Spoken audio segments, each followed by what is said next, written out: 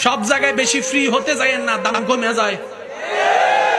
অতটুক সম্পর্কে থাকবেন হালাল সম্পর্কে যতটুক আপনার আত্মসম্মান বজায় থাকবে।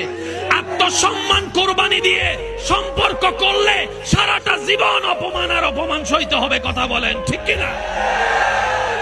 এমনও আমাদের সমাজে এমন অনেক দাদা আছে, ওনারা যখন বিয়ে করছে কিংবা সংসার হয়েছে বড় বড়, ওই দাদার নাতিরা পর্যন্ত দাদার নাম শুনলে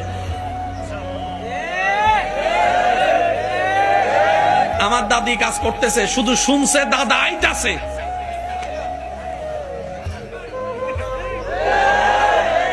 দাদা ঘরে ঢুকছে, একটা টু শব্দ আসেনি বর্তমানে এগুলা।